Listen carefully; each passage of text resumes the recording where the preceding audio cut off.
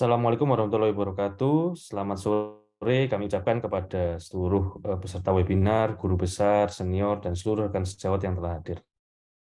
Kita akan menyaksikan webinar Dolan, diskusi online mingguan yang diselenggarakan oleh ID Surabaya bersama Perhimpunan Dokter Spesialis.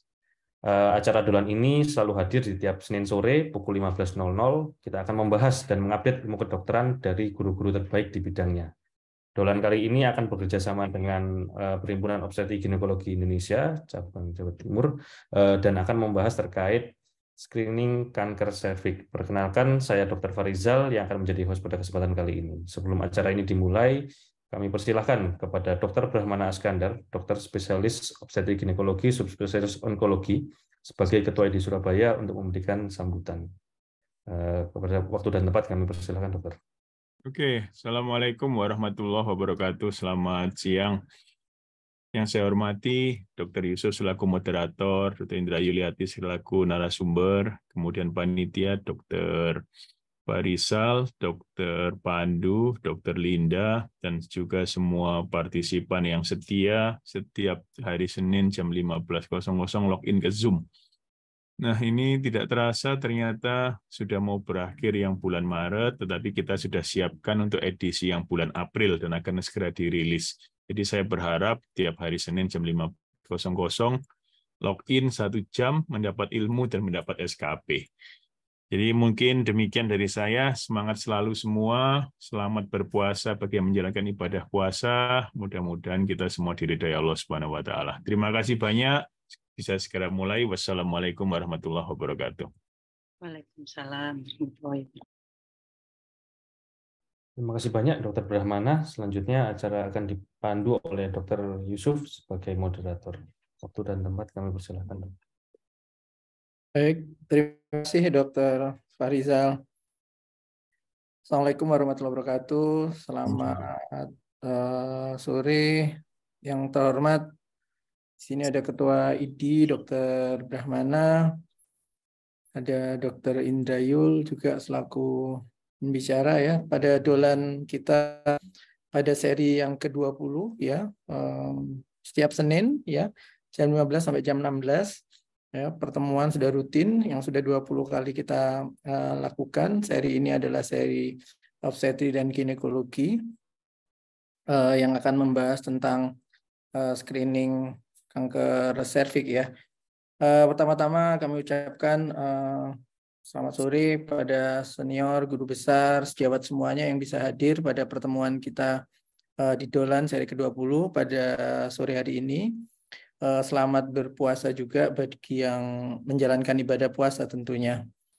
Jadi diskusi kita akan berlangsung kurang lebih 1 jam ke depan. Berikut tanya jawabnya.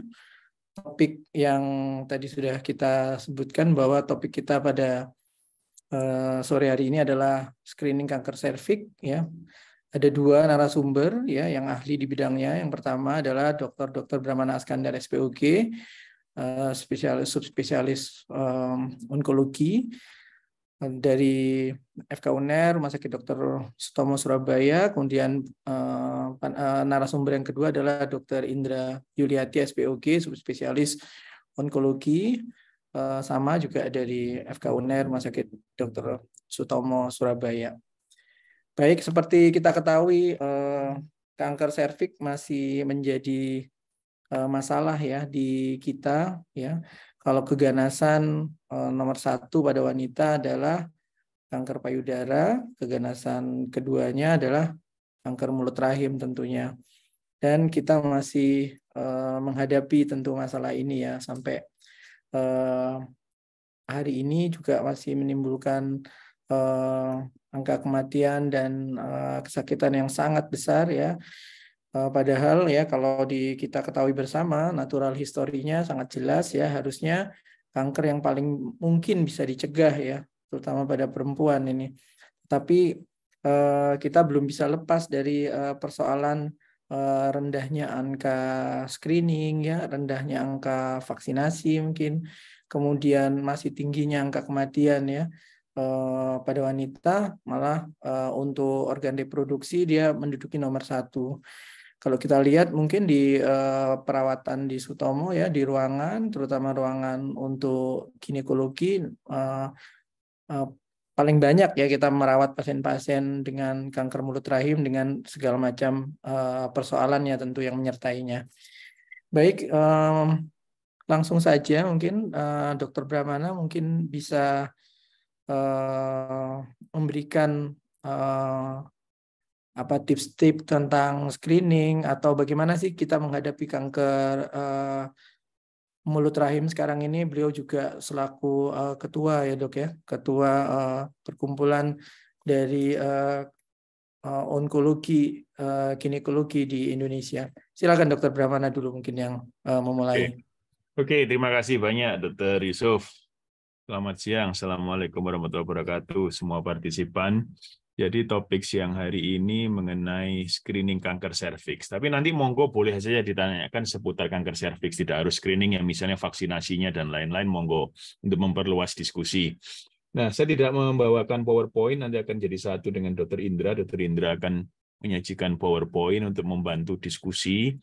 Tapi yang jelas, faktanya saat ini adalah kanker serviks saat ini masih menjadi kanker nomor 2 terbanyak pada perempuan di Indonesia. Di luar negeri sudah nomor 4, nomor 5 begitu. Bukan karena canggih, bukan, tetapi angka cakupan screeningnya yang lebih baik. Di kita angka cakupan screening berkisar antara 4% sampai 10% sampai 12%. Jadi masih sangat rendah. Nah, kemudian kanker serviks faktanya adalah kanker yang paling bisa dicegah. Mungkin tidak banyak yang seperti kanker serviks.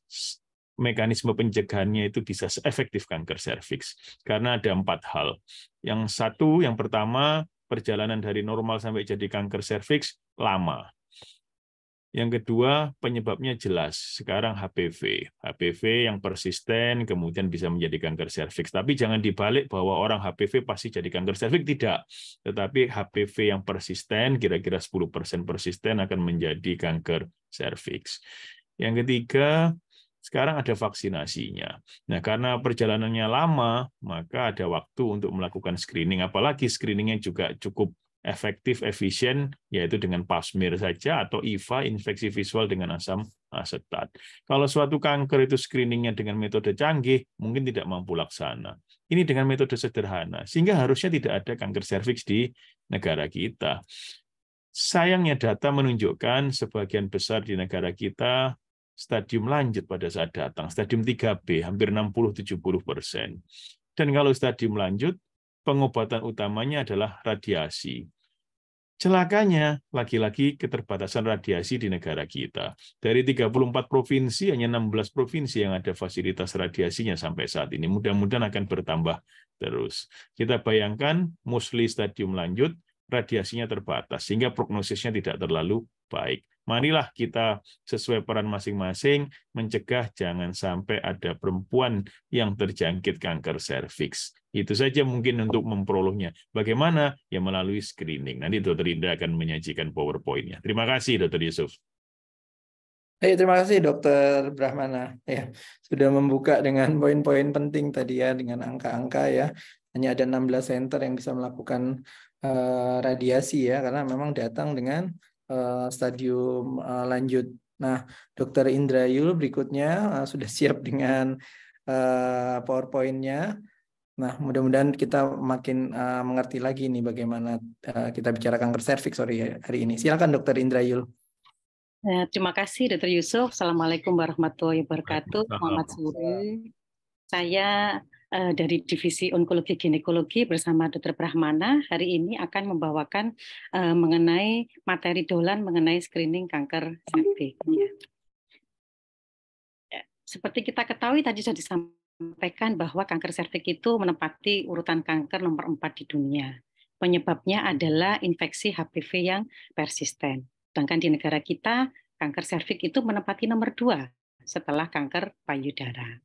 Kalau kita lihat data di sini, data dari Globokan mulai tahun 2008, 2012, negara Indonesia itu insiden dan kematiannya itu masih tertinggi di Asia Tenggara. Data dari Globokan tahun 2020 pun didapatkan data bahwa ada 36.633 kasus baru dan lebih dari separuhnya itu meninggal akibat kanker serviks. Padahal kanker serviks itu bisa dicegah. Ini tentu patut kita sayangkan karena tadi sesuai yang disampaikan Dr. Brahmana, sebagian besar wanita itu datang pada stadium yang lanjut. Ya.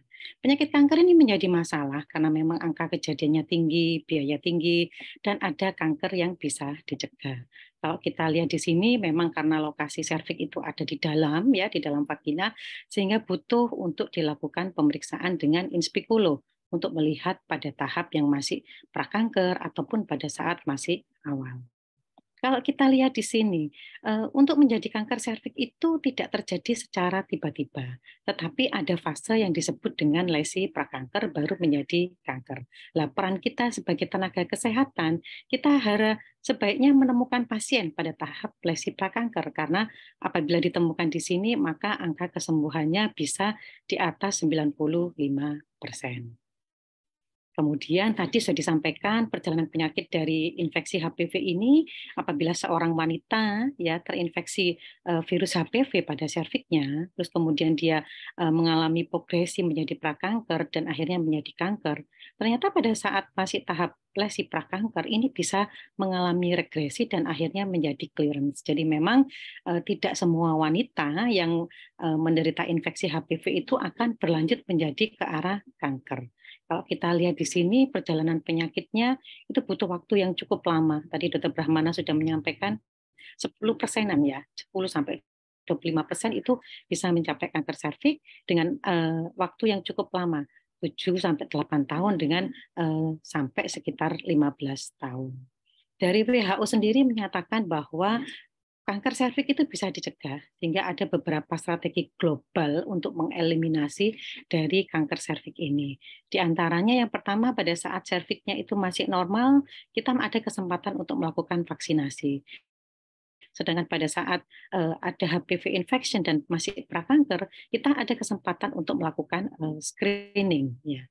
Ini yang angka cakupannya masih rendah. Dikatakan bahwa eliminasi dari kanker serviks ini bisa tercapai apabila ada 3 pilar. Yang pertama, 90% wanita yang usia 15 tahun mendapatkan vaksinasi HPV, 70% wanita yang dilakukan screening, di sini dikatakan dengan high performance test, dan 90% wanita yang teridentifikasi dengan penyakit kanker, ya penyakit cervical disease dalam hal ini prekanker maupun kanker mendapatkan treatment yang memadai.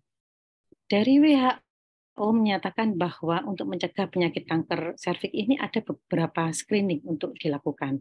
Di antaranya dengan visual inspection. Visual inspection ini kita bisa melakukan dengan IVA, asam asetat, maupun dengan VILI, dengan lugol iodine. Bisa juga dengan melakukan pemeriksaan sitologi, dalam hal ini melakukan pap smear yang konvensional, maupun melakukan pap smear yang liquid, maupun dengan pemeriksaan molekuler. Dalam hal ini kita melakukan pemeriksaan HPV DNA test.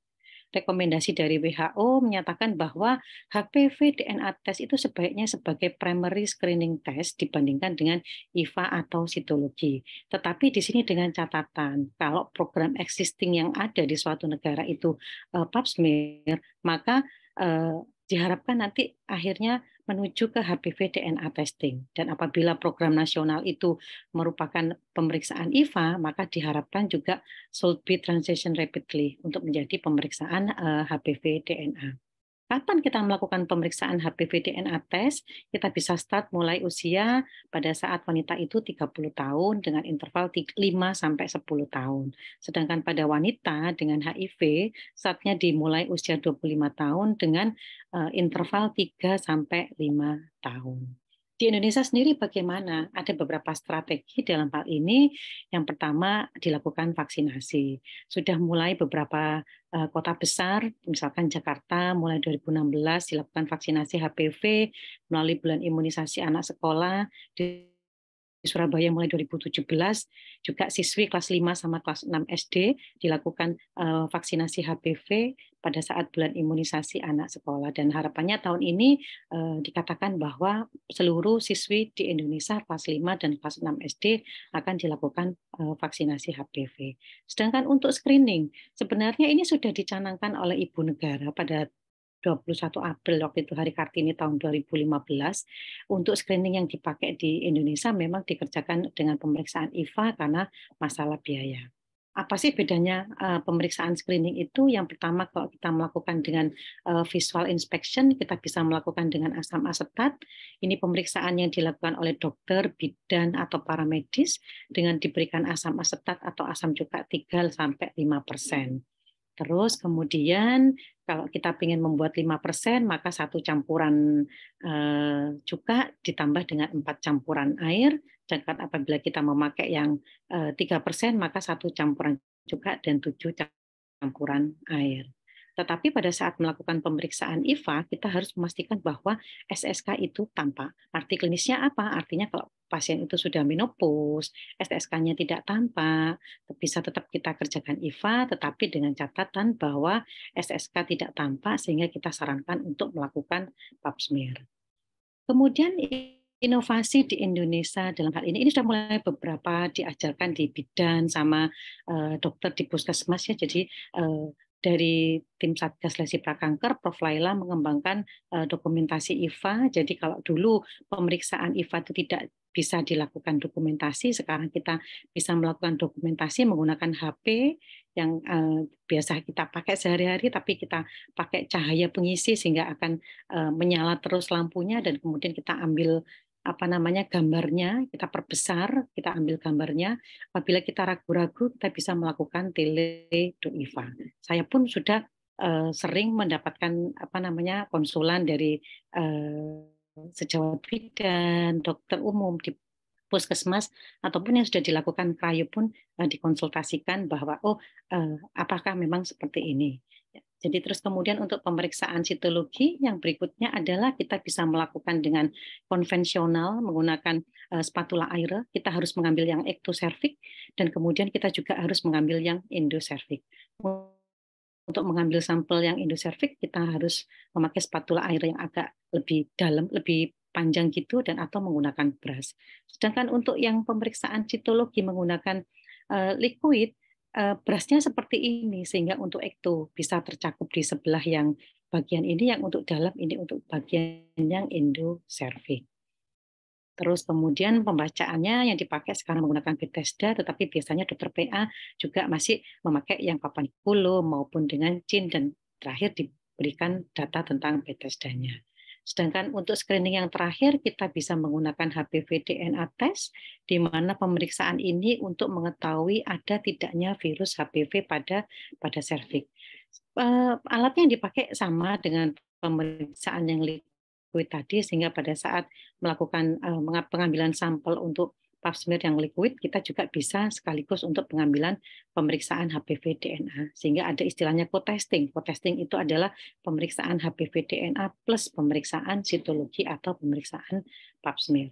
Kalau untuk pemeriksaan molekuler sendiri, sensitivitasnya mencapai 100% dan spesifisitasnya mencapai 96%, sehingga memang lebih sensitif. Tadi seperti dikatakan Dr. Brahmana, ini kanker yang paling bisa dicegah, nomor 4 di Indonesia dan nomor 4 di dunia. Penyebabnya diketahui virus HPV, perjalanan alamiahnya jelas, butuh waktu yang lama, sehingga kalau seorang wanita itu menderita kanker leher rahim, stadiumnya lanjut, tentu sangat disayangkan. Dari saya sekian, terima kasih Dr. Yusuf. Baik, terima kasih Dr. Indrayul. Sangat jelas sekali ya, menerangkan tentang bagaimana kita menghadapi kanker mulut rahim ini ya. Mulai yang cara sederhana sampai dengan cara yang molekuler ya, dengan HPV DNA test ya. Mungkin kita langsung ini ya Dok, Dr. Brahmana mungkin ada yang ditambahkan dari apa yang disampaikan Dok? Ya. Langsung diskusi aja. Menarik. Ya. Ya baik. Ini sering ditanyakan ini dari ini sejawat kita juga ini Dr. Eko Wahyu. Nah, bagaimana dengan hasil vaksinasi HPV pada wanita yang sudah menikah? Apakah cukup untuk melindungi wanita tersebut dari kanker mulut rahim, Dok? Ya, Dr. Brahmana mungkin bisa jawab. Oke, terima kasih. Ini pertanyaan menarik ya. Saya coba share screen dikit ya, Nah, ini kita lihat ya. Jadi sebetulnya protection rate vaksinasi HPV itu pada yang belum menikah diberikannya itu mencapai 90%. Tetapi ketika sudah diberikan sudah aktivitas seks, maka proteksinya 50-60%. Jadi kalau ditanya masih ada proteksi ya masih, tetapi jauh lebih kecil dibanding ketika belum hubungan seks ya. Nah, kita lihat lagi juga pada vaksinasi dari segi umur, penelitian 1,6 juta perempuan di Swedia yang divaksinasi, itu kalau divaksinasi sebelum usia 17 tahun, itu menurunkan risiko kanker serviks sampai 88%. Memang data mengatakan 88-90% gitu. Tapi kalau vaksinasinya sudah usia di atas 17, itu risiko kanker serviksnya berkurang 53%. Mungkin menarik juga kalau kita punya data di Indonesia, tetapi intinya the younger the better begitu. Mulai umur 9 tahun sampai 14 tahun, that's the best time mestinya. Ya, gitu Dr. Yusuf, makasih. Ya dok, terima kasih dok. Jelas sekali tadi ya untuk menjawab pertanyaan Dr. Eko. Jadi masih ada manfaat ya, alhamdulillah ya, masih di atas 50% walaupun sudah seksual aktif. Nah, pertanyaan kedua mungkin untuk Dr. Indrayul, apakah boleh tanpa screening kemudian langsung dilakukan vaksinasi? Nah, ini dibagi usia mungkin ya Dr. Indrayul ya. Silakan Dr. Indrayul. Jadi kalau memang wanita tersebut itu belum melakukan kontak seksual, maka kita bisa langsung melakukan vaksinasi, dokter. Tetapi apabila seorang wanita itu sudah melakukan aktivitas seksual, maka sebaiknya kita melakukan screening terlebih dahulu untuk melihat data awal serviksnya bagaimana. Jadi jangan sampai nanti ternyata sudah ada lesi prakanker ataupun sudah ada kanker yang bahasanya belum ada treatment terus kemudian divaksin dipikir nanti karena faktor vaksinasinya. Saya rasa begitu Dr. Yusuf. Jadi vaksinasi pun kalau dia kurang dari usia 14 tahun atau 15 tahun kita cukup berikan 2 kali suntikan. Baik, itu ya. Jadi penekanannya jangan sampai divaksin malah nanti vaksinnya yang dituduh ya. Jadi lebih baik ya yang belum yang sudah seksual aktif kalau mau vaksinasi kita lakukan screening dulu, betul seperti itu ya Dr. Indrayul ya. Baik, pertanyaan berikutnya ya untuk Dr. Brahmana ini, apakah ada perbedaan antara pap smear yang konvensional dengan yang LBC ya, liquid base? Itu pertanyaan pertama. Yang kedua, wah ini biaya ini ya, tergantung di mana ngetesnya ya dok ya. Silakan Dr. Brahmana. Oke, terima kasih banyak ya. Jadi yang pertama konvensional dengan liquid itu apa? Begini, kalau yang konvensional itu kan diambil bisa pakai beras, bisa pakai air spattle yang seperti kayu itu, kemudian dioleskan di objek gelas. Nah, kelemahannya apa? Kadang-kadang ada sel yang tetap nempel pada berasnya atau pada device spesimennya itu yang nempel di kayunya begitu, yang tidak teroleskan di objek gelasnya. Nah, kalau yang liquid base cytology itu keseluruhan dari cervix-nya, cervix itu namanya seperti beras itu yang nempel dimasukkan di dalam cairan khusus dan nanti diolah oleh laboratorium patologi anatomi sehingga kemudian selnya itu bisa ditata begitu sehingga bacaannya lebih akurat, dikatakan demikian. Nah, bagaimana kalau saya hanya ada yang konvensional? Tidak apa-apa, konvensional pun tetap efektif. Yang tidak boleh itu tidak pap smear, itu yang tidak boleh. Jadi tetap efektif yang konvensional. Nah, liquid base cytology mempunyai keuntungan lebih. Yang kedua, liquid base cytology itu keuntungan lebihnya bisa sekaligus dengan satu spesimen itu memeriksakan HPV, DNA HPV-nya itu ada tidak dalam serviks itu dengan satu spesimen itu yang liquid base cytology. Jadi dengan satu pengambilan spesimen, permintaannya 2, pemeriksaan sitologi pap smear, plus yang kedua, tes HPV. Tes HPV pun ada 2, ada kualitatif plus minus, yang kedua genotyping, mengetahui jenis virusnya. Haruskah genotyping? Tidak. Kualitatif juga sudah cukup informatif. Bahkan kualitatif misalnya HPV negatif, itu di luar negeri sekarang itu primary screening cervical cancer mungkin ke depan arahnya tes HPV karena diktumnya itu no HPV no cervical cancer sehingga kalau negatif bahkan WHO mengatakan tes HPV ulangan 5 tahun lagi kalau negatif tes HPV-nya itu sekedar gambaran untuk tes HPV. Nah masalah biayanya biaya tes HPV bervariasi, mungkin sekitar, sepengetahuan saya mau kalau salah dikoreksi, mungkin sekitar 600.000 sampai 700.000 begitu untuk tes DNA HPV. Tapi sebetulnya kalau tes DNA HPV negatif, secara umum cukup 5 tahun sekali, dikatakan demikian dari panduannya WHO pun 5 tahun sekali kalau menggunakan tes HPV. Mungkin itu Dr. Yusuf, terima kasih.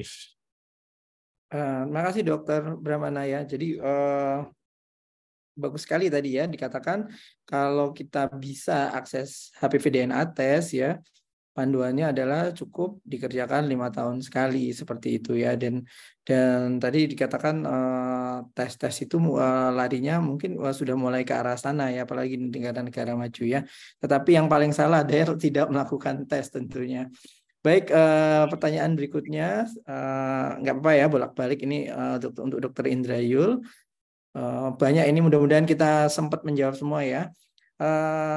Dari Dr. David ini nyeri suprapubis tiap pasca sanggama, apakah merupakan indikasi awal keganasan serviks?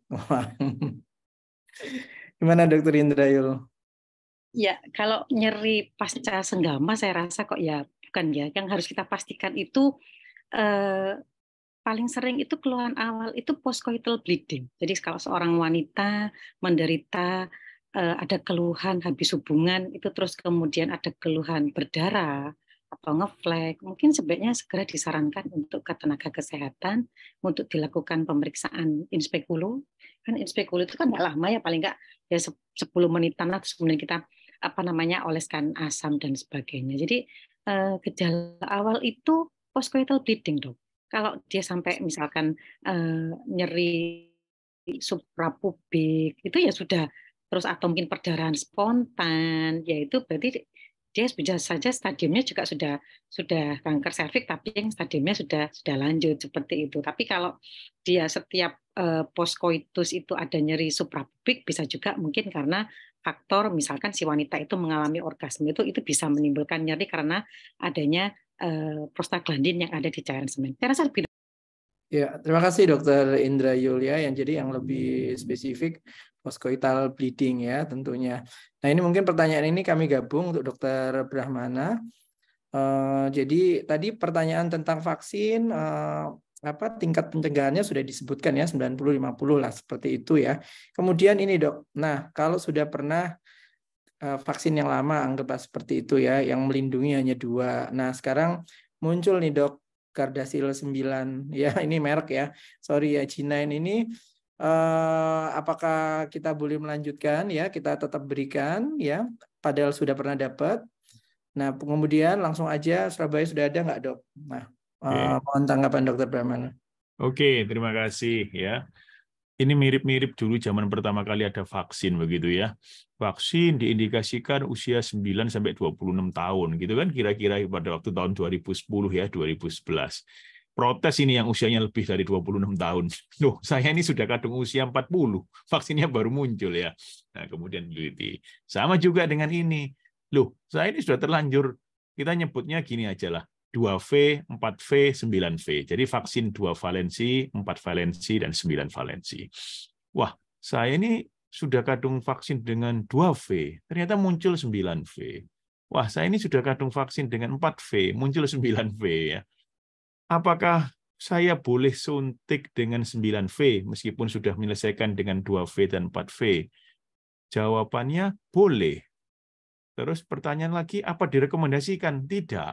Jadi berbeda loh ya. Apa direkomendasikan? Tidak. Direkomendasikan dalam artian, yang 2V dan 4V, sekarang suntik 9V. Enggak. Sama sekali dianggap masih bisa memproteksi kanker serviks 2V dan 4V dengan baik. Nah, kemudian timbul pertanyaan lagi, kalau saya tetap mau ngotot diberikan 9V, berbahaya atau tidak? Nah, sudah dijawab, tidak berbahaya sama sekali. Jadi intinya, tidak direkomendasikan. Apakah bahaya? Tidak. Monggo saja kalau pakai 9V setelah menyelesaikan yang 2V dan 4V. Kira-kira demikian, Dr. Yusuf. Memang tidak rekomendasi. Yang paling penting kan justru pap smear-nya, screening-nya. Ya kan? Screening lebih penting mungkin. Ya, jangan sampai kita terlena, saya sudah vaksin ketiganya, saya 2V sudah, 4V sudah, 9V sudah, tapi tidak pap smear. Ya. Nah, kemudian pertanyaan kedua, apakah vaksin Gardasil 9? Wah, ini nyebut merek ini ya, 9V lah. vaksin 9V itu sudah tersedia? Jawabnya sudah tersedia. Sudah tersedia. Cuman memang harganya lebih mahal, tapi sudah tersedia karena di launching, saya ingat betul itu launchingnya di Jakarta tanggal 5 Februari itu ya, 5 Februari 2023 tahun ini ya. Demikian Dr. Yusuf, terima kasih. Ya, terima kasih Dokter Brahmana. Kalau boleh ya boleh ya Dok ya, intinya gitu ya. Rekomendasi ya enggak, bukan langsung direkomendasikan seperti itu. Nah nanti mungkin ada yang hitung-hitungan Dok, nih harga vaksin nih kalau 3 kali sekian juta gitu ya. Bagaimana kalau ngetes HPV DNA aja ya? Kalau tadi dikatakan 600-700 ribu 5 tahunan, kayaknya lebih irit. Enggak, ini agak-agak nakal. Tapi vaksin HPV itu sekedar catatan untuk informasi juga. Pemerintah sejak 2022 sudah menggratiskan loh. Menggratiskan artinya memasukkan dalam program vaksinasi wajib dan gratis. Tapi untuk anak kelas 5 SD suntikan pertamanya dan kelas 6 SD suntikan keduanya. Di luar itu ya tetap bayar sendiri. Jadi sementara demikian. Tetapi menurut saya sudah breakthrough itu. Karena apa? Mungkin kita merasakan penurunan insiden kanker serviks 10-15 tahun kemudian itu. Jadi gratis sudah. Jadi mohon dicek kalau yang punya anak SD, kelas 5 SD, kelas 6 SD, sudah gratis itu program pemerintah. Terima kasih, Dr. Yusuf. Iya, terima kasih Dr. Brahmana. Ya, sudah mulai meluncur ya. Dr. Indrayul juga ikut menggawangi juga ini. Di Surabaya sudah mulai jalan Dr. Indrayul kelas 5, kelas 6 SD. Sudah jadi program nasional. Update terakhir Dr. Indrayul? 17 sudah mulai. Sudah ya. 2017 ya. Oh. Karena Surabaya masuk demonstration project. Jadi sudah ya. Jadi bisa dikatakan kalau kita punya anak-anak terutama di Surabaya ya yang usianya kelas 5 kelas 6 SD, insya Allah sudah divaksin semua ya, Dr. Indrayul ya. Kalau dia tidak menolak harusnya sudah. Ya, harusnya sudah ya. Baik, ini untuk Dr. Indrayul ini. Nah, tadi kan penyebabnya udah pasti HPV. Dok, kalau nggak pernah hubungan seks bisa nggak kena CA cervix? Nah, kemudian pertanyaan kedua Dok, langsung aja ya dari Dr. Anjar ini, apabila usia 35 sudah terkena kanker serviks stadium 2, masih bolehkah hamil? Mengingat pasien baru memiliki 1 anak. Monggo Dok. Ya, terima kasih Dr. Yusuf. Kalau untuk pertanyaan yang pertama mengenai tadi itu penyebabnya virus HPV ya. Jadi kalau kita ketahui kanker serviks itu hampir 99,7% penyebabnya adalah HPV yang onkogenik. Sedangkan yang HPV itu ada yang non-onkogenik, itu yang menimbulkan kondiloma acuminata. Apakah orang wanita yang tidak pernah kontak seksual bisa terkena CA cervix? Jawaban saya masih sangat bisa, karena mungkin dia tidak kontak seksual ya, jadi bisa juga dia mungkin pakai jari atau mungkin pakai toys, itu bisa. Jadi di mana kalau kita memasukkan sesuatu ke dalam vagina, terus kemudian ada lesi, lah infeksi virus HPV itu dia itu yang diinfeksi pertama itu sel basal. Sel basal itu sel yang paling bawah. Karena dia ada sel basal, parabasal, nanti baru intermediate, baru superficial seperti itu. Jadi sel yang paling bawah. Jadi harus ada lesi dulu untuk masuk ke dalam serviks seorang wanita tersebut, Dr. Yusuf. Jadi kalau semisal tidak pernah kontak seksual tapi kena, ya mungkin kita juga harus anamnesa secara mendetail apakah dia melakukan aktivitas yang memasukkan sesuatu itu. Terus kemudian untuk pertanyaan mengenai pasien umur 35 kena CA cervix stadium 2, harus pastikan dulu kalau anaknya sudah 1, stadiumnya 2, itu ya memang ada ya untuk tindakan untuk preserve fertility. Kita bisa kerjakan kalau stadiumnya masih awal, masih 1A1, 1A2, kita bisa lakukan konisasi seperti itu, ataupun kita bisa melakukan masih stadium 1 2 pun yang awal banget kita bisa melakukan radikal trachelectomy, tetapi itu harus kita pastikan bahwa belum ada penyebaran pada kelenjar getah beningnya. Kalau ternyata itu sudah menyebar ke kelenjar getah bening, ya tidak bisa. Jadi kita harus tetap melakukan radikal hysterektomi. Seperti itu, Dr. Yusuf. Ya, jadi pada stadium dini, ya stadium awal itu masih memungkinkan dok ya kita bicara kehamilan, intinya seperti itu ya. Mungkin Dr. Brahmana bisa nambahkan Iya, karena monggo dok. sekolahnya lama radikal trahelektomi Dr. Brahmana. Oke, terima kasih Dr. Indra. Jadi begini, tadi pertanyaannya 2B ya. Jadi sebetulnya itu kalau 2B, jadi beginilah, mungkin dari awal. Kita itu kanker serviks itu dibagi 2, stadium dini sama stadium lanjut. Stadium dini itu maksimal 2A. Kemudian 2B ke atas stadium locally advanced, lanjut lokal. Lanjut tetapi lokal di pelvis saja, karena itu behavior dari kanker serviks. Nah, stadium lanjut lokal itu backbone utama terapinya itu adalah radiasi. Radiasi tidak bisa tidak. Jadi tidak ada tindakan konservatif. Karena kalau radiasi, ovarium kena radiasi, ya pasti mati fungsi ovariumnya. Kecuali ovariumnya ditransposisi ke atas begitu dan lain-lain. Tetapi kan serviksnya tetap diradiasi, uterusnya sudah kena radiasi. Sehingga intinya konservatif treatment, baik itu surgery, konservatif surgery, itu hanya pada stadium 1B, ukurannya kurang dari 2 cm. Jadi 1B1. Jadi bisa diangkat serviksnya saja, uterusnya bisa dipertahankan untuk fungsi kehamilan. Mungkin poinnya demikian. Tapi kalau sudah 2B ke atas, tidak pada tempatnya kita konservatif treatment atau konservatif surgery. Terima kasih. Ya, ayah sudah menjelaskan ya, kalau tadi tentang kemungkinan hamil ya, terutama ya kalau masih stadium dini ya. Nah, lanjut lagi nih untuk Dr. Brahmana. Nah, vaksin HPV apakah perlu diulang? Ya, ini belum kita bahas tadi ya, berapa kali sih? Oh, tadi sudah sempat dibahas ya, kalau usia 2 kali tadi ya, kalau usia lebih muda ya. Kemudian jarak waktu antara vaksin, Dok. Itu yang ditanyakan. Kemudian ini nyambung juga kalau sudah menopause, kemudian HPV DNA-nya baik ya, tes HPV. Kemudian berapa lama harus cek HPV DNA kembali? Nah, boleh ya? Apa tetap 5 tahun atau seperti apa? Oke, Monggo, Dok. saya coba share screen ya. Nah, ini supaya mungkin lebih gampang diingat. Nah, jadi dosis vaksin usia 9-14 tahun itu diberikan 2 dosis, cukup 2 kali suntikan.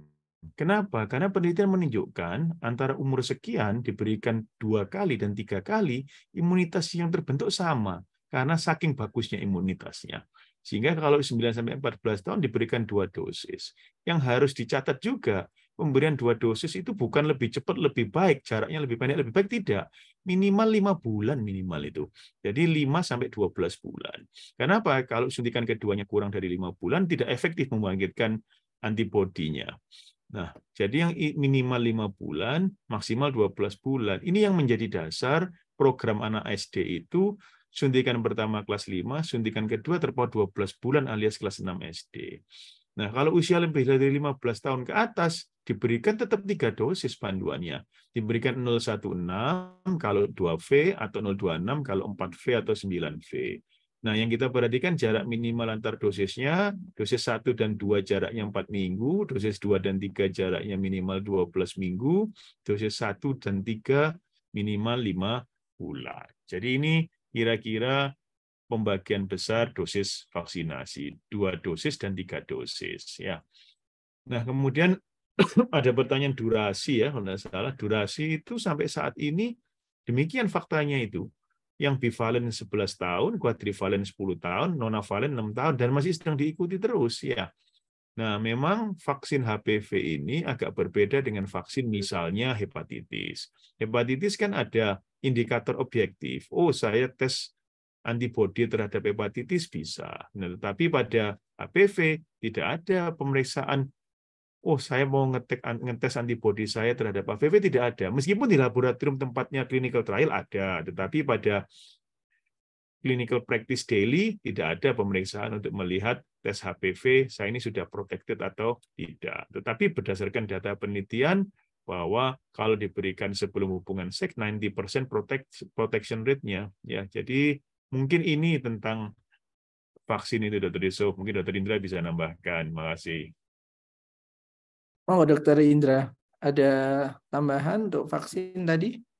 Ya, ada Dr. Yusuf sudah jelas. Baik, lanjut ya. Tadi Dokter Indra tadi tentang ini Dokter Eko lagi ini ya. Untuk HPV DNA negatif, tidak perlu pap test setiap tahun sampai dengan 5 tahun. Tadi sudah ya, sudah kita jelaskan seperti itu ya. Betul seperti itu ya. Iya. Ya. Nggak perlu sering-sering. Nggak perlu sering-sering. Karena sudah HPV tes ya, jadi cukup 5 tahun sekali walaupun menopause ya. Baik, ini Dokter Brahmana lagi ya tentang vaksinasi HPV. Tadi ini bivalen dosis awal, kemudian apakah bisa lanjut dengan vaksin yang kuadrivalen, Dok?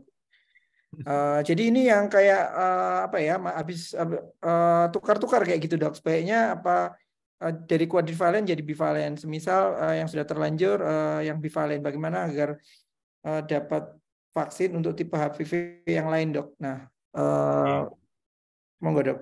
Oke, yang jelas prinsip utama adalah tidak boleh berganti-ganti itu begini. Wah, saya suntikan pertama pakai bivalen, suntikan kedua kuadrivalen, saya suntikan ketiga nonavalen, wes lengkap begitu. Ini tidak boleh itu, karena tidak efektif, karena pemicu untuk membagikan antibodinya berbeda begitu. Jadi kalau yang boleh itu selesaikan dulu bivalen, selesaikan dulu atau kuadrivalen, baru mungkin kalau mau nonavalen. Meskipun sebetulnya tidak highly recommended, tidak ada rekomendasi untuk demikian begitu. Karena apa sih? Prinsipnya itu HPV itu kan membantu kita, membantu mencegah kanker serviks. Yang paling penting ya pap smear. Kenapa? Ini selalu kita jadi bahan diskusi kalau kita pas ngajar begitu ya. Katakan misalnya ada perempuan nih, perempuan ini highly educated ya. Kemudian perempuan ini crazy rich lah, Dr. Yusuf ya. Tapi kemudian bertanya ke kita, Dok, saya ini untuk mencegah kanker serviks hanya mau salah satu saya itu. Saya kalau vaksin tidak mau pap smear. Kalau pap smear saya tidak mau vaksin. Nah, kemudian mahasiswa-mahasiswa itu pintar-pintar sekarang. Oh, Dok, kalau gitu ya mending pap smear. Kenapa? Berapapun ada HPV. HPV kan satu, belum tentu menjadi kanker serviks. Yang kedua, kalau ada HPV, kalau dia mengubah serviks normal sampai jadi kanker serviks, kan melewati waktu yang lama. Dan melewati tahap prakanker. Akan kecegat kalau orang itu melakukan screening rutin. Nah, kemudian ada temannya lagi yang menjawab, oh iya, Dok, soalnya kalau vaksin saja tanpa pap smear, proteksinya 90%. Masih ada 10% yang risk. Kalau tidak ada deteksi, lolos kita yang 10%. Nah, itu kira-kira ilustrasinya seperti demikian. Jadi tidak usah khawatir sekali lah mengenai vaksin dan lain-lain. Membantu, tetapi intinya dua, vaksinasi plus screening. Mungkin gitu, Dr. Yusuf. Silakan. Iya, terima kasih Dokter Brahmana. Nah, lanjut. Ini untuk Dokter Indrayul ya, masalah booster ini Dokter Indrayul dari Dokter Sylvia Sari. Nah, untuk anak-anak misalnya ya, HPV pada anak-anak kalau sudah pernah dikerjakan atau pada yang sudah berhubungan seks, apakah perlu diberikan vaksinasi yang booster ini? Silakan Dokter Indrayul. Sampai saat ini dari data penelitian ya dalam hal ini kan ini diikuti ya. Jadi pasien-pasien yang sudah mendapatkan vaksin dari awal, itu ada Nordic Study tidak salah namanya ya. Itu sementara belum membutuhkan booster, Dokter Yusuf. Jadi apabila dia sudah dilakukan vaksinasi, sudah lengkap misalkan di atas umur 15 tahun 3 kali, itu ya sudah tidak perlu ulangan. Yang penting itu tadi melakukan screeningnya. Jadi melakukan vaksin itu tidak menghapuskan kewajiban screening. Baik ya, jadi pertama yang kita tegaskan belum ada booster ya. Kemudian vaksinasi tidak menghapuskan screening. Poinnya itu juga ya, betul ya? Baik, ini lanjut mungkin Dokter Indrayul, ini simpel jawabannya mungkin ya. Batasan untuk vaksinasi HPV sampai usia berapa, Dok? Kemudian pap smear-nya sendiri kita batasi sampai usia berapa ya? Silakan. Kalau untuk vaksinasi HPV, kalau rekomendasi dari HOGI sama POGI yang dari awal pertama kali muncul, ya seperti tadi Dr. Brahmana sampaikan bahwa memang anjurannya kan memang sampai 26 tahun. Tetapi karena yang usianya pada saat launching itu sudah di atas 26, bagaimana? Toleransinya itu antara usia 45 sampai 55 tahun. Karena kan memang ini biaya sendiri, swadana, Dr. Yusuf. Jadi saya pun saat itu pertama kali keluar tahun 2006, ya umur saya sudah di atas 30 tahun ya, saya vaksin saja gitu. Jadi boleh tetap dikerjakan, tetapi itu tadi pesannya, sudah divaksin tetap harus melakukan screening. Sedangkan untuk batasan melakukan screening kapan, dari beberapa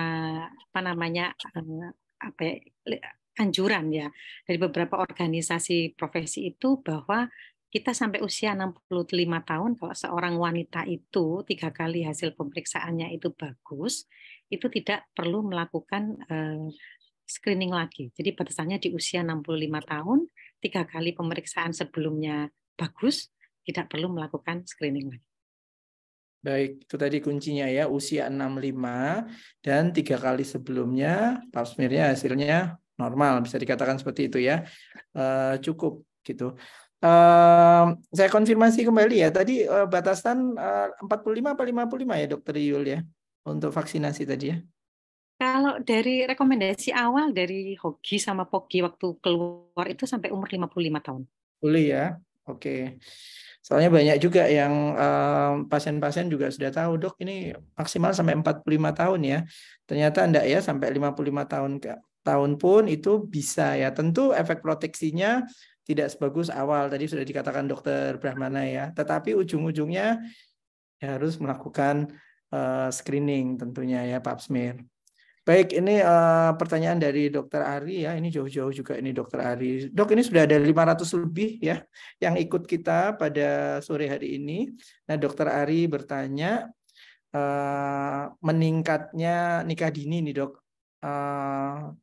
Kemudian perlu kiranya teman-teman Opjin paham tentang lesi prakanker ini biar tidak kaget lihat angkanya. Langkah pencegahan primer mungkin ya, maksudnya pencegahan primer, sekunder, tersier. Nah, ini Dokter Brahmana mungkin bisa menjawab ini ya tentang ini. Oke, terima kasih. Jadi begini ya, pencegahan itu betul-betul harus kita galakkan ya, sesuai peran kita masing-masing ya. Jadi misalnya semua harus berperan, mau dokter umum, mau spesialis, mau bidan, mau perawat, mungkin tokoh masyarakat, dan lain-lain sebagainya. Karena kanker serviks kadang-kadang bisa jadi belum dianggap sebagai sesuatu yang penting. Padahal luar biasa angkanya itu ya. Angkanya luar biasa, angka kematiannya tinggi. Bahkan penelitian Globocan itu menunjukkan, saya lupa 54 atau 57 setiap harinya itu ada kematian karena kanker serviks. Dan menurut saya logis kalau lihat data di lapangan itu. Stadium lanjut, alat radiasinya terbatas. Sebagai gambaran, antrian radiasi di Surabaya, antrian radiasi itu secara umum itu kira-kira 6 bulan loh antrian radiasi. Kota terbesar nomor 2 di Indonesia ya itunya ya. Bayangkan di tempat lain ya. Jadi ayo sama-sama kita cegah. Karena apa bisa dicegah?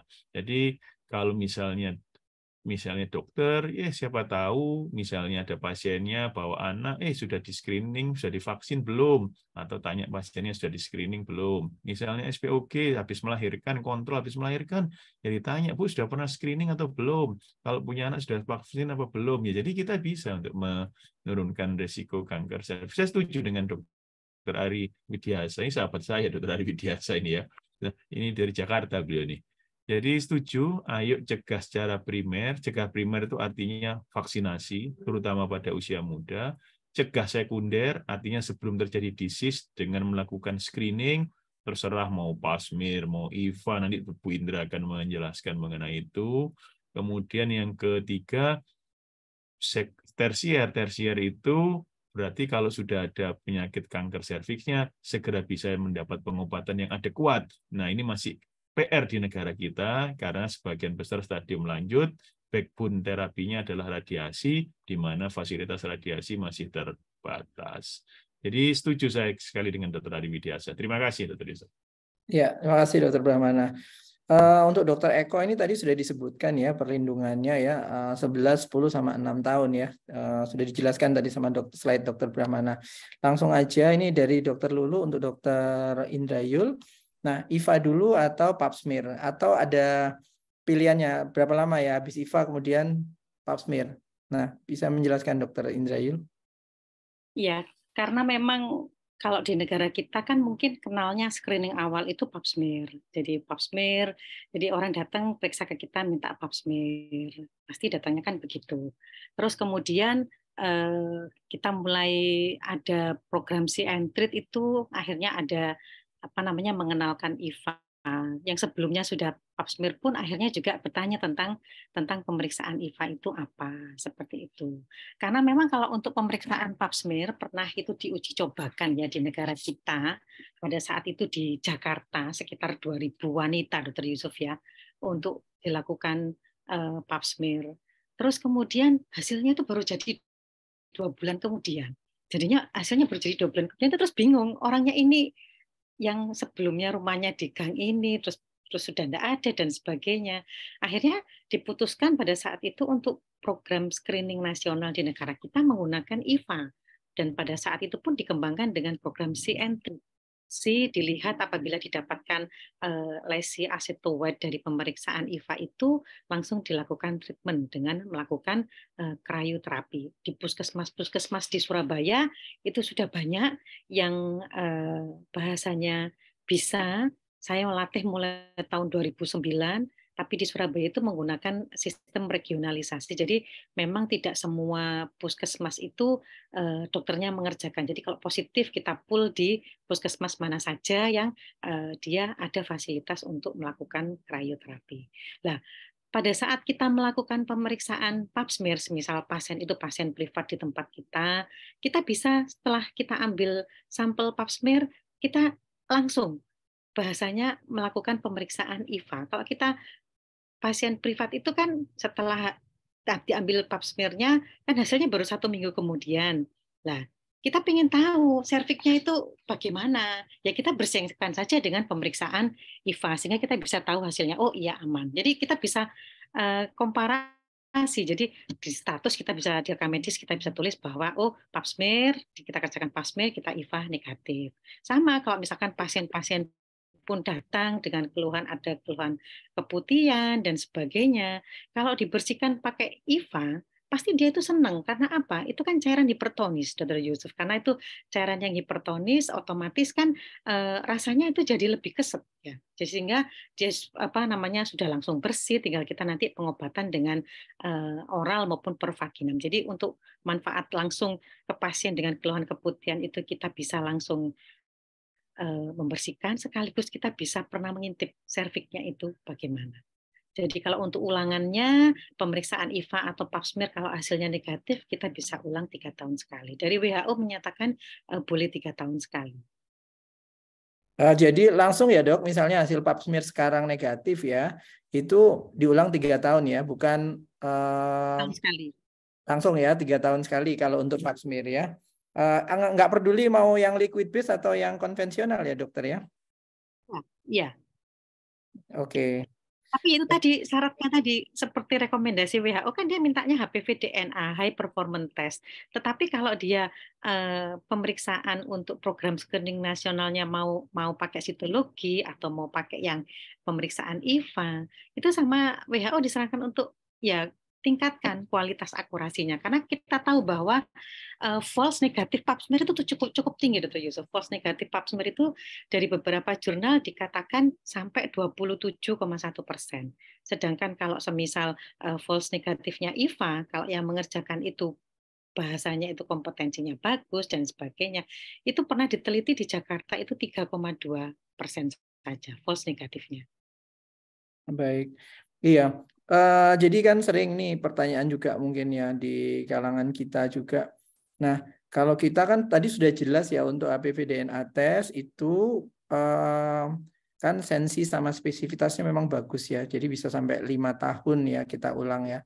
Tetapi yang antara ada nggak dok yang membandingkan oh kalau konvensional harus setiap tahun setelah 3 tahun baru boleh 3 tahun atau misalnya kalau liquid base itu boleh 3 tahunan sekali. Tidak ada seperti itu ya dok?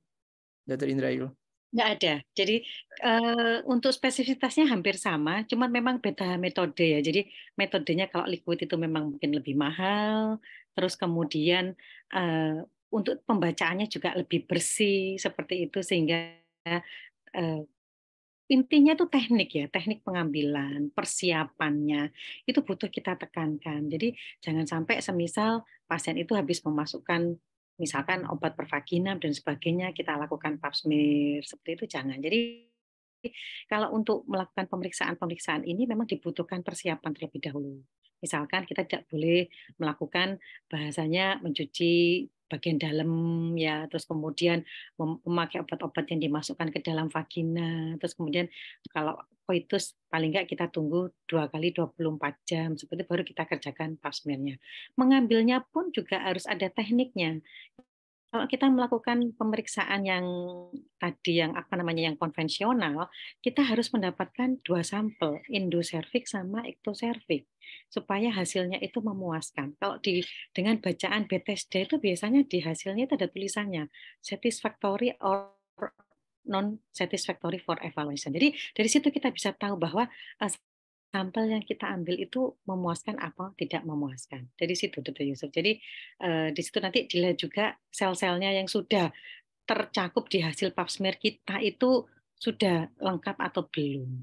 Jadi dengan pembacaan Bethesda itu hasilnya memang lebih sensitif karena kalau semisal sel-selnya itu ada yang kurang, dokter PA-nya mengatakan oh ini tidak memuaskan untuk evaluasi, ya kita harus bahasanya sampaikan ke pasiennya bahwa oh ini mungkin butuh ulangannya lebih cepat, atau kita kombinasi tadi dengan pap smear sekaligus melakukan IVA pada saat yang bersamaan. Baik, lengkap Tapi sekali. harus pap smear dulu baru IVA. Kalau kita IVA dulu baru pap smear, nanti sel-sel yang eksfoliatif itu akan ikut keluar dengan air dari asam tadi, asam asetat tadi. Jadi pap smear dulu baru dilakukan IVA ya. Tadi banyak manfaatnya juga ternyata IVA kan ya. Sehat-sehat sudah insya Allah akan mengetahuinya. Ini Dokter Brahmana ya dok. Ini langsung 2 dari Dokter Nini dan Dokter Indriana ini. Nah ini intinya vaksinnya nggak lengkap nih dok ya. Hanya 1 kali kelas 5, kemudian sekarang sudah SMP kelas 3. Apakah perlu diulang? Apakah cukup diberikan yang vaksin dosis keduanya karena udah kelas 3 SMP ya, di atas 15 pastinya. Nah, kemudian ini juga dia mendapatkan 1 kali dok sebelum usia setelah vaksin 15 tahun dan telah menikah sudah 2 kali dok. Nah, mau yang ketiga ternyata hamil duluan. Nah, bagaimana kita menjawabnya seperti ini? Oke, makasih. Jadi begini, ini kan tentang missing dose ya. Missing dose itu ya karena berbagai sebab, lupa dan lain-lain sebagainya. Nah, intinya kalau untuk yang 3 kali suntik, kalau missing dose-nya itu yang ketiga, just anytime ingat disuntikkan, tidak ada masalah. Ya, karena sebetulnya yang ketiga itu ibaratnya booster. Tapi kalau yang 1 ke 2 itu ternyata missingnya itu lebih dari 12 bulan, macam-macam penelitian, ada 12 bulan, ada 24 bulan, dikatakan efektivitasnya menurun. Tapi kalau sudah 1 dan 2 missing dosanya yang ketiga lebih santai. Begitu ingat langsung disuntikkan. Ya. Nah, kemudian yang kedua, bila vaksin HPV diberikan pada yang sudah menikah dan aktif secara seks, wah ini apakah kalau sudah vaksinasi harus puasa seks begitu ya? Jawabannya tidak ya. Jawabannya tidak, tapi kalau sudah hubungan seks, berarti kan ini diberikannya saat sudah hubungan seks ya. Jadi kalau sudah hubungan seks ya mau tidak mau efek protection rate-nya kan 50-60% protection rate-nya. Kalau sebelum hubungan seks kan 90% ya.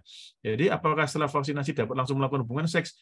Ya kalau yang sudah menikah monggo saja langsung hubungan seks, tidak ada masalah. Tapi kita sadar bahwa yang kita berikan itu protection rate-nya 50-60%, kecuali memang antara usia 9-14 tahun, that's the best age untuk pemberian vaksinasi, protection rate-nya 90%. Mungkin begitu Dr. Yusuf. Ya, makasih. Ya.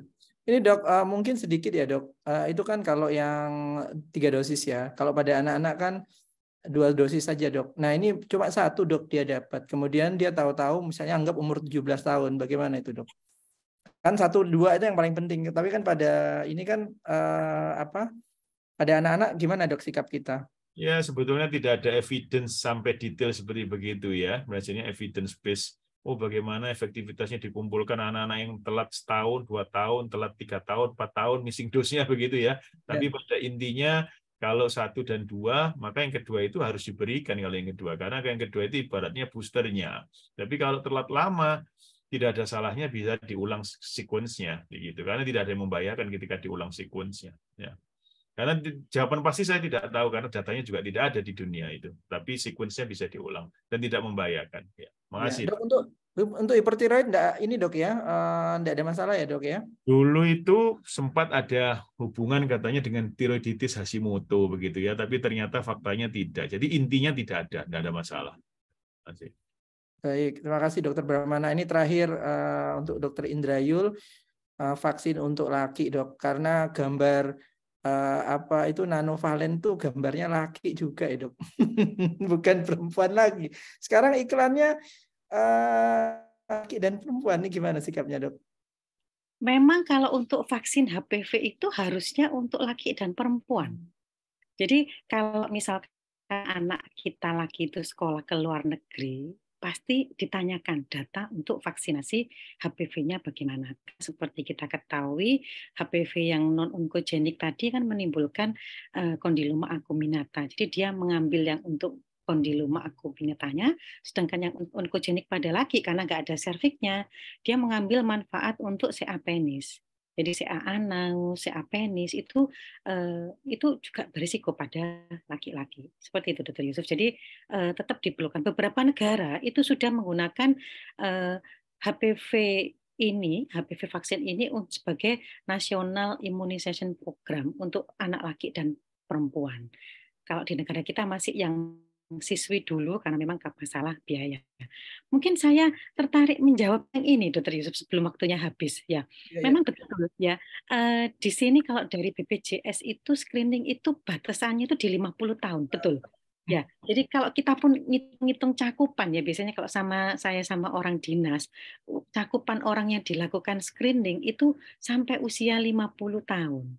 Jadi memang itu belum berubah dari sejak yang periode sebelum-sebelumnya. Sehingga dari organisasi profesi kita mengusulkan, dokter. Jadi untuk merubah ini tadi, aturan ini tadi, kita harus merubah PNPK. Dan proses perubahan PNPK itu sudah berjalan, sehingga nanti ke depan batasannya itu di usia 65 tahun.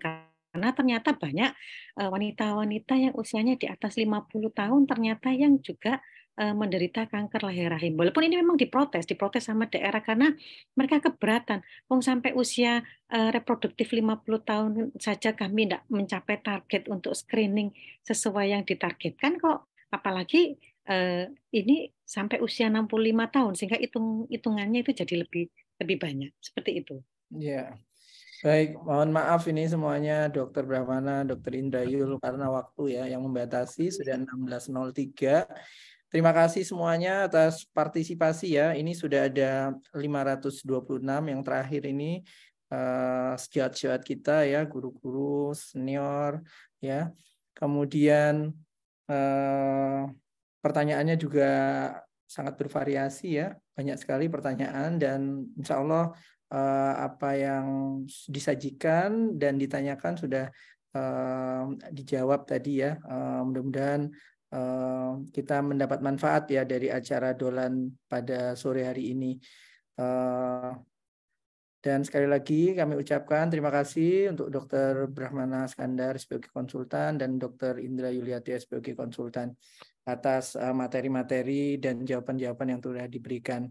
Dan untuk sejawat-sejawat semuanya, Dolan di bulan April nanti akan segera dirilis ya. Sudah ada listnya, tinggal meme-nya yang belum keluar ya.